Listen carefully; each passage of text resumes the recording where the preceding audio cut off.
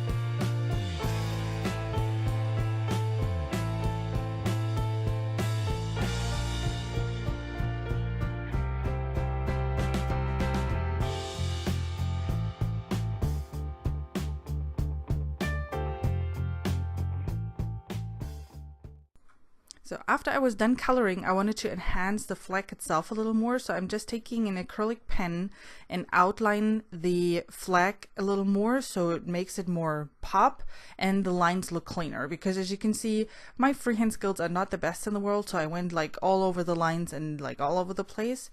But this is how you can actually fix things. So if you are one of those people like me who occasionally paints outside of lines, this is how you can fix it. Just make it pop even more with like an acrylic paint or a gel pen or whatever you have handy, and then you can just cover up some of the minor mistakes, so it works perfectly fine. Next up, I wanted to add a little dimension to the flag itself, so I'm taking gelato and just dab it onto my craft mat, add a little water to it, and then I'm basically creating a shadow around the flag with the gelato. And depending on how like how much depth you want to have. You can add less water so it's more black, or you can add more water so it's really light, and then you can always go over, and that's what I'm doing at the end, you can always go over with a little more water to blend it out a little more. With shadows, it's like, for me, always a try and error. I always try not to have too harsh lines of a shadow, but sometimes harsh lines look better. In this case, I wanted to have it as soft as possible so it doesn't look like like too much dimension.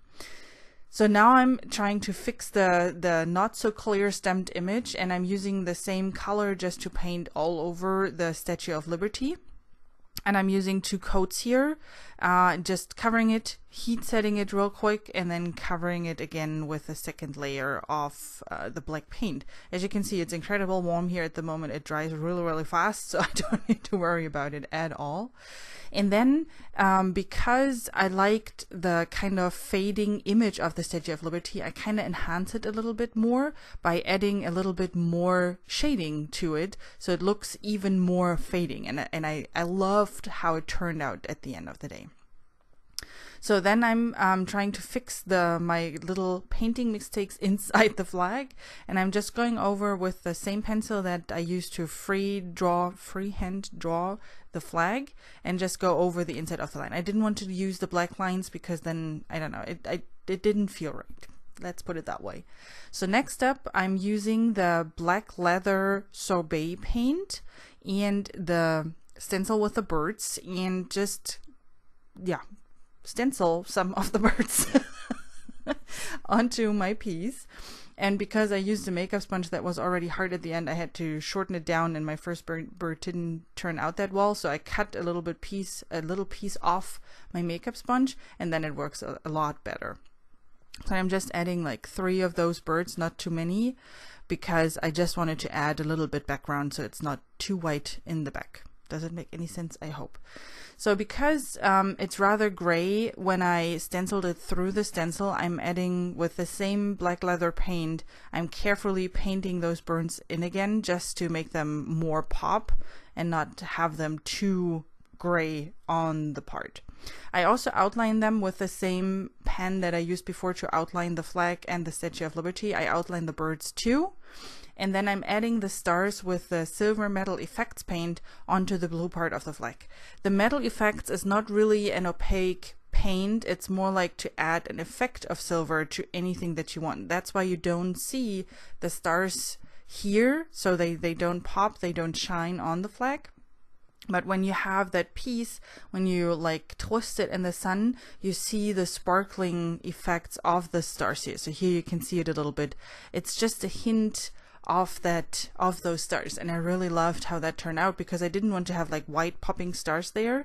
I really wanted to have it as a hint. Then I finish everything up with my Krylon matte finish spray. I obviously do that outside, and I'm adding a little hanger onto the back of the piece with my glue gun. It's just a regular piece of ribbon that I adhere on there. Thank you so much for joining me today. I hope you enjoyed my little project, my little home decor project with the Statue of Liberty and the American flag. I really enjoyed how it turned out. And then I hope I see you with my next video. Bye!